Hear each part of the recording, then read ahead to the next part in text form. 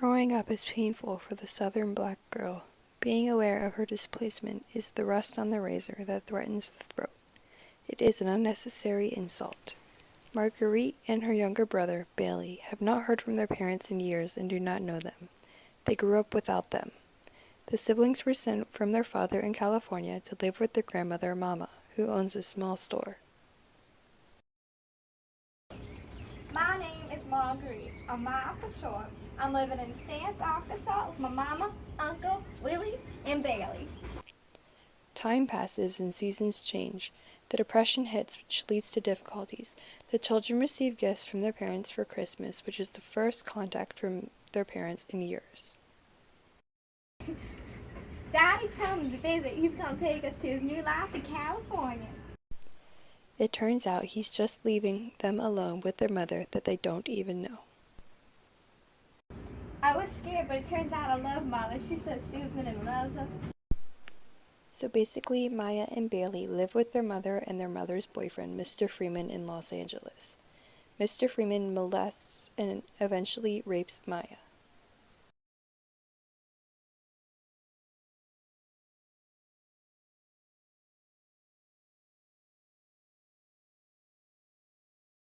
Mr. Freeman got arrested once Mother and Bailey found out. I had to testify in court and lied. I said he never touched me before because I felt like I had to. I just kept quiet. It's easy.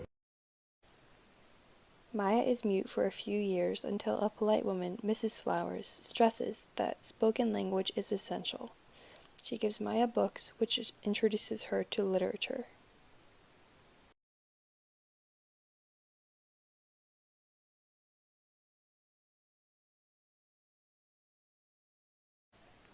Maya speaks again. I got two really bad cavities, and it seemed really unfair to have a toothache and a headache to have to bear at the same time the heavy burden of black. There aren't any black dentists in Stamps, so Mama decides to take Maya to a white dentist instead. The dentist gets angry and says he'd rather treat a dog than a Negro patient. Mama went in to talk to that dentist and try to make him apologize for his insult. It didn't work, so she took me to the black doctor many miles away. Mama takes them to Los Angeles by train to go live with their mother. I think Uncle Willie and Mama decided to send us to California because they knew that we wouldn't be able to live in the way things I understand. World War II starts while Maya and Bailey are visiting San Francisco, and their mother marries Daddy Clydell, who is the first father Maya knows. They move to San Francisco. I feel at home for the first time in San Francisco.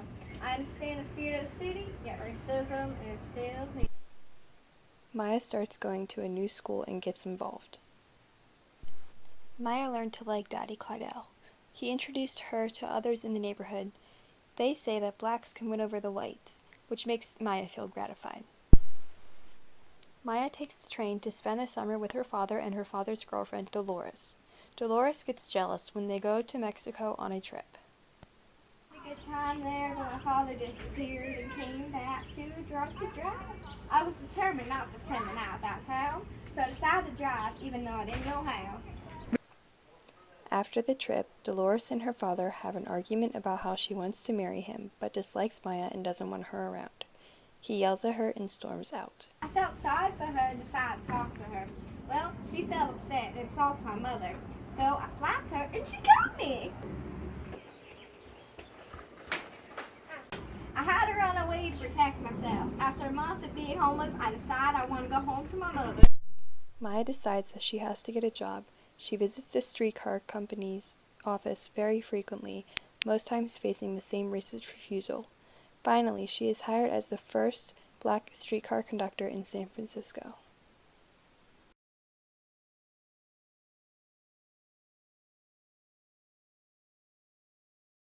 I'm convinced I'm a lesbian. To test this, Maya wants a boyfriend, so she asks a good-looking neighbor boy to have sex with her. There is no pleasure or mystery in the experience, and it doesn't settle her mind either. A few weeks later, I found out I was pregnant. They don't know what they're doing to me, keeping me from say that I know why the cage bird sings. Only joy comes from song.